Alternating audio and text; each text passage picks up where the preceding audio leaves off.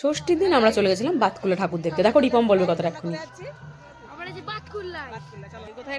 তো তারপর আমাদের বাধ্য হয়ে নামতে হয়েছিল কৃষ্ণনগর, যদিও একটা কারণ ছিল। মাঝে মাঝে মনে হয় না যে নিজের গালে নিজে চড় মারি, তো সেরকমই একটা ব্যাপার। আমরা দেখেছিলাম ট্রেন আছে, কিন্তু ট্রেন স্টপ বাতকুল্লায় দেবে না, লাস্টে বাধ্য হয়ে কৃষ্ণনগর নামতে হয়। কাউন্টারে গেছিলাম জানতে, বলছে আপনাদের জন্য স্পেশাল ট্রেন আছে, মানে রাত 12টায়। কী লেভেলের অপমান।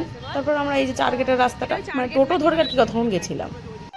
আর এটা কিছু একটা পোতা হবে, তার কারণ আমাদের বাড়ি হাজরা পোতা, সেই কারণে এটা ফার্স্ট প্যান্ডেল। আর আমাদের ঠাকুর দেখা শুরু। ভিতরে ছিল সোলার ঠাকুরটা। আর এবারে সেই ফেমাস ক্লাব অনামি। এইবারকার কেসটা ভালো করে নোটিস করো গাইস। বড় বড় দাদারা ছোটোবেলায় আমার সাথে এরকমই করতো। আচ্ছা, আর এদের প্যান্ডেলটা ছিল একটু সাঁওতাল বেসিক, ওটাই থিম ছিল এখানকার।